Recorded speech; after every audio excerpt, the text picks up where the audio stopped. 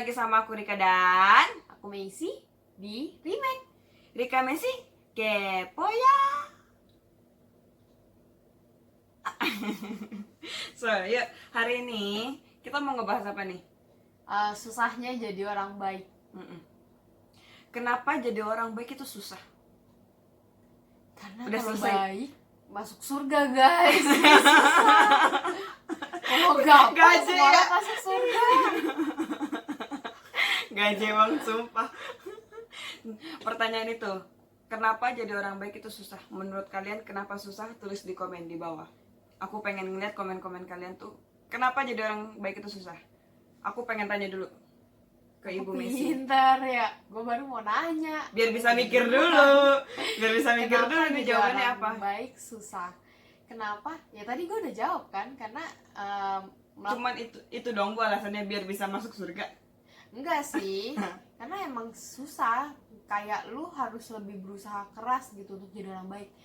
Lu untuk jadi orang jahat itu gampang, untuk Yes. nyakitin hati orang tuh gampang, Yes. tapi untuk berlapang dada, membuka hati, minta maaf, bilang terima kasih itu bahkan cuman hal kecil gitu kadang-kadang susah. Benar-benar. Karena gue pribadi pun dari dulu kecil berusaha dulu kecil kayaknya gue tetap pengen jahat sih. Ada jahat Cita-cita pengen. gitu kan, cita-cita kan jadi orang jahat.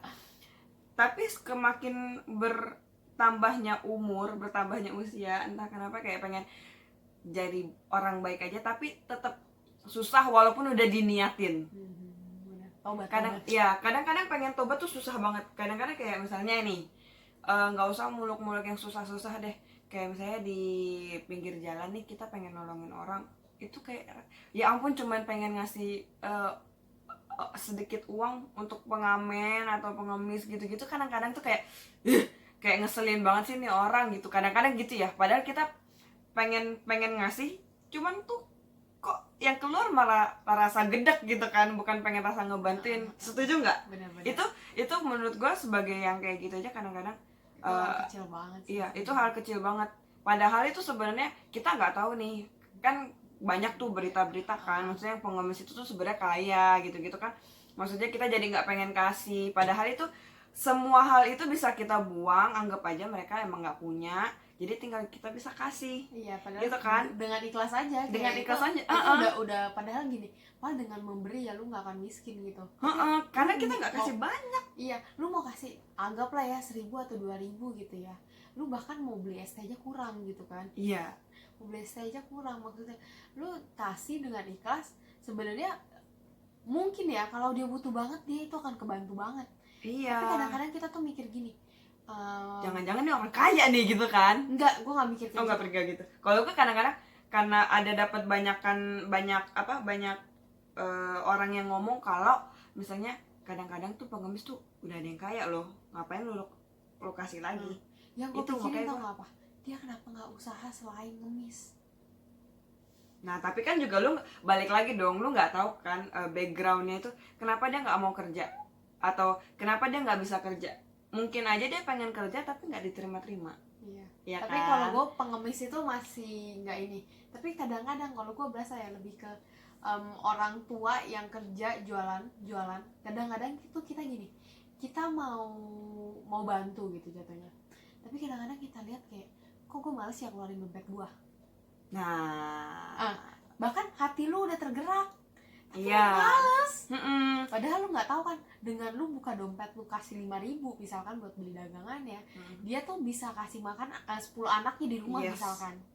Tapi kita kayak nggak tahu kenapa susah ya, iya nggak sih? Iya, gue bilang Bukan hal apa? sekecil itu. Apakah kita doang? Apa kalian juga bisa? Apa kalian bisa berlapang dada untuk bahkan untuk cuman memberi kasih uang ke orang yang kurang dari kita? Itu tuh bener-bener hal yang harus dilatih dan harus dibiasakan, gue bilang sih. Dan kayak lu harus punya teman-teman yang positif untuk bisa lakuin hal itu juga. Kalau gue rasa sih gitu. Contoh, menurut gue ya, jadi orang baik itu nggak gampang loh. Gue contohnya aja ya. Dulu jadi teman gue ada yang cukup, maksudnya mereka cukup positif, mereka kayak bikin kayak kumpulin dana untuk ke panti gitu atau bagi-bagi makanan gitu kan. A good thing sebenarnya maksudnya, tapi tau nggak di dalam bikin apa ya, buka donasi gitu jatuhnya ya, itu pun banyak hal yang kita harus pikirin dan komitmennya tuh harus kuat gitu maksudnya. Padahal acaranya mungkin jangka waktunya lu cuma siapin untuk 6 bulan gitu misalkan, anggaplah 6 bulan, apa 3 bulan atau 1 bulan lah gitu, tapi lu harus ada komitmen lu di antara lu dan teman-teman lu dan siapa yang harus ngatur. Dan untuk menjalankan semua hal itu gitu kan secara berbarengan. Jadi lu berbuat baik ya, lu udah tahu ini lu berbuat baik, kadang-kadang lu tuh masih mikir gitu. Mungkin kalau itu masih mikir capek, males buat gerak gitu-gitu kan. Padahal itu maksudnya buat ngebantu orang, berusaha untuk menjadi orang baik, tapi itu kadang-kadang susah. Iya kan? Terus nggak usah di orang lain deh, di dalam diri kita sendiri, dengan internal kita. Apa namanya ya, mau nolongin kayak saudara aja gitu susah nggak sih kadang-kadang? Kalau saudara kayaknya masih agak-agak gampang deh, maksudnya kadang-kadang kita masih humble deh. Tapi menurut gue ya, gue bilang sih ya, jadi orang baik itu nggak cuma nolong secara uang, atau bisa juga nolong secara mental. Tapi menurut gue tuh nolong secara lu menahan diri lu sendiri. Dengan tau nggak, menurut gue ya, jadi orang baik itu bener-bener susah banget. Tahan emosi lu, tahan lu ngomong nggak boleh kasar, tau nggak? Kadang-kadang gue berasa ya, kadang-kadang mungkin kita juga masih muda ya, kalimat yang kita keluarin itu menyakitkan orang lain, bahkan orang tersayang kita gitu. Tanpa kita sadari. Itu juga gue banyak gue lakuin sih, tanpa sadar juga sih. Yang kayak harus di-build banget sampai sekarang tuh gue masih belajar gimana sih caranya tuh gue bisa tahan emosi gue, bisa build a good relationship buat orang-orang sekitar gue gitu. Nggak cuman keluarga, orang kantor, atau siapapun itu gitu. Buat kalian gimana? Ada challenge-nya tersendiri nggak? Kalau misalnya entah untuk yang masih di range umur 20-30, tapi kayaknya umur dari 20-30 itu masih punya egonya gede banget, egonya gitu loh, kayak nggak pengen terkalahkan gitu sih. Iya. Di umur-umur kita ini nih, umur-umur yang egonya tuh berasa kita benar. Padahal belum tentu. Kita berasa kita benar gitu kan. Padahal belum tentu. Terus kayak mikir, apa sih yang dibikin susah gitu. Ngapain sih kok dibuat susah sih gitu kan. Dan kadang-kadang yang pikiran-pikiran yang kayak gitu tuh yang bikin semua orang-orang sekitar tuh sakit gitu. Itu tuh menurut gue itu hal-hal kecil yang bener-bener di dalam diri kita gitu yang kita harus latih. Itu yang bikin sisi jahat kita keluar gitu. Padahal nih ya, lu evil gitu kan. Di titik lu marah, lu punya pilihan loh.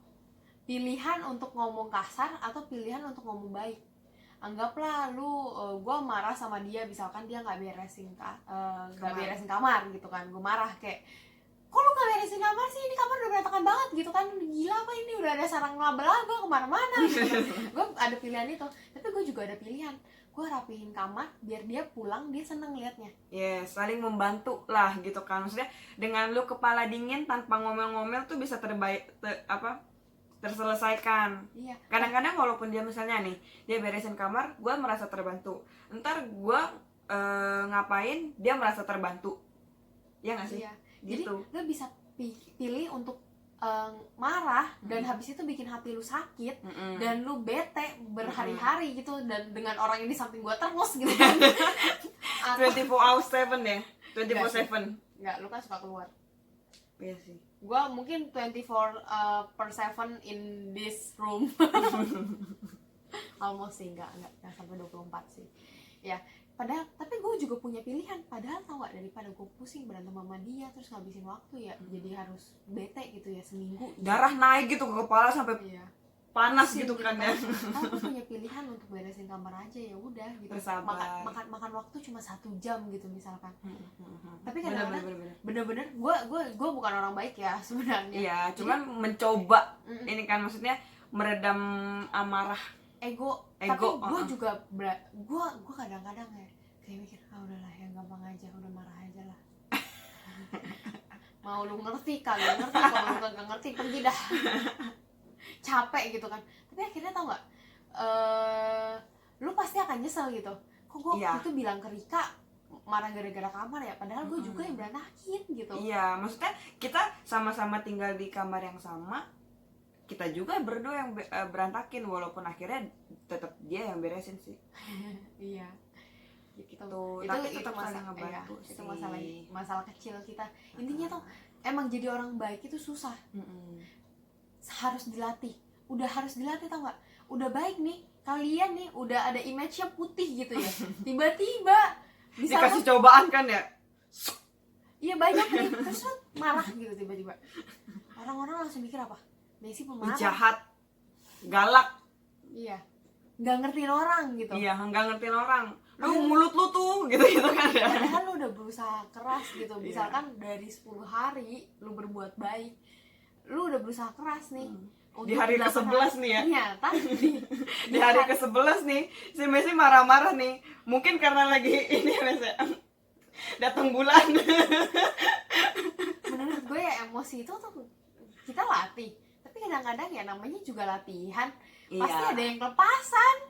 Itu wajar lah. Trial error. Iya, itu wajar. Jadi ya kita lihat aja seberapa dewasanya lingkungan kita bisa menerima. Tapi menurut gue sih kalau circle terdekat kayak keluarga, childishnya, senyebel-nyebelinnya lu pasti akan dimaafin sih.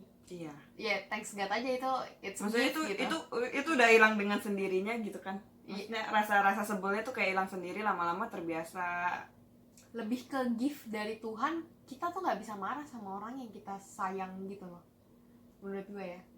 Enggak sih, Pak. Tapi sometimes kadang-kadang bisa keluar sendiri tanpa lu sadari, Mes. Iya nih, gue marahin lu nih.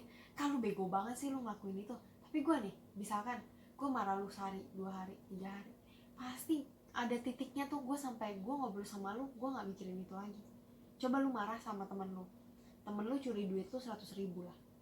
Lu marah sama dia, bisa-bisa lu gara-gara duit 100.000 nih, lu nggak akan ini, pokoknya dia pencuri. Sama satu hal lagi, gue pengen ngomongin aja sih. Kadang-kadang sebagai kita ngebantu teman, sebagai nggak usah temen deh, kita aja nih kayak saudaraan kita nih gini, sebagai pendengar itu juga bisa termasuk sebagai kategori orang baik loh. Menolong dengan lu dengar, ya dengan lu mendengar cerita orang yang lagi kesusahan, lagi sedih, lagi sebel, lagi apa, itu kadang-kadang termasuk kategori sebagai orang baik loh. Ya nggak sih? Menurut lo gitu nggak sih? Betul. Ya kan? Karena itu menolong orang untuk menghindari mental sickness. Iya. Ya. Jadi orang baik tuh banyak caranya. Banyak banget. Bukan cuman dari sekedar harta, dari apa yang lu punya gitu-gitu, enggak.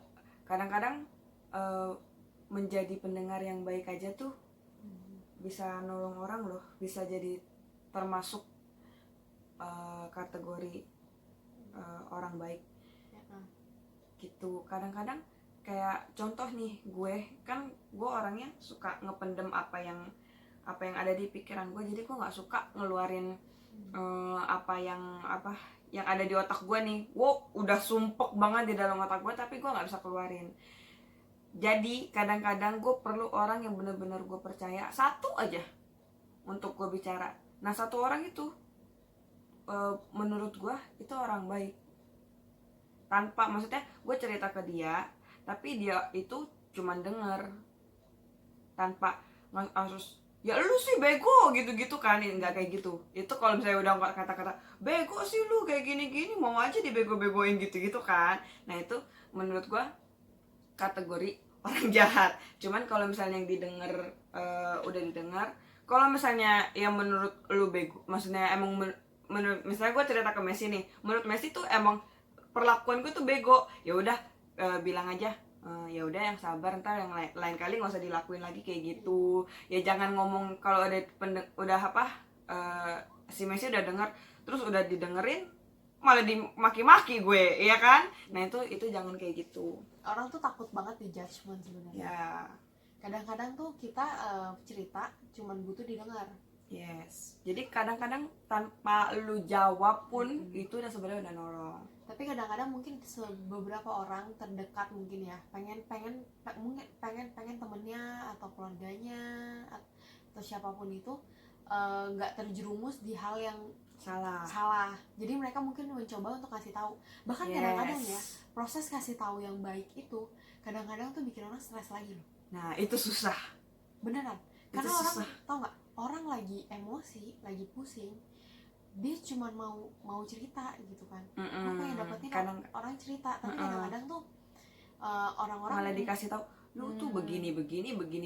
Sebaik apapun caranya, kadang-kadang memang nggak bisa diterima, apalagi untuk orang-orang seumuran kita. Mungkin kalau orang-orang yang lebih dewasa mungkin akan menerima cerita, gue punya masalah keuangan kayak gini. Mungkin mereka akan pengen dapat insight-nya. Oh iya, lu kalau kayak gini, mungkin duit lu dari segini bisa lu alokasin kemana gitu kan. Itu mungkin. Tapi kalau menurut gue cerita nih, tadi gue di kantor, gue salah, gue ngebuang berkas penting gitu misalkan. Terus lu lu buang berkas penting, terus gimana jadinya gitu kan. Oh padahal masalahnya udah soalnya kan.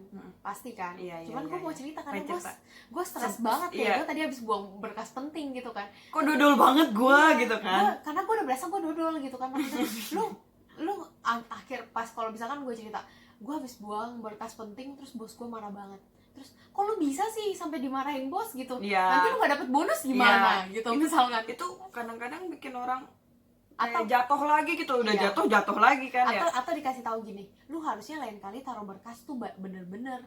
Gue dalam hati gue juga kalau tahu bakal hilang, gue juga taruh bener-bener gitu kan. Iya, cuman kan namanya hilaf kan ya, manusia namanya juga gitu kan. Gak ada orang yang bisa sesempurna itu. Makanya kita bilang orang baik itu susah. Intinya toleransi lah. Ya tapi susah. Pokoknya susah. Kita berniat baik, mau dijalanin, tapi pas dilakuin ya yang penting mulai dulu dari niat. Kalau udah niat, kita ada keinginan untuk ngelakuin. Setelah kita udah ngelakuin, karena gini, kadang-kadang tuh berbuat baik itu adiktif juga tau. Kita udah bisa, anggaplah lu kasih duit, kasih makan pengemis gitu, mereka seneng banget lihat wajahnya tuh, seneng banget gitu. Kayak lu rasanya besok pengen kasih lagi jadinya. Atau lu mau kasih orang lain gitu, tapi kayak adiktif untuk melihat tuh wajahnya tuh yang seneng banget gitu. Menurut gue tuh berbuat baik itu nggak susah, tapi memulai untuk berbuat baik itu susah.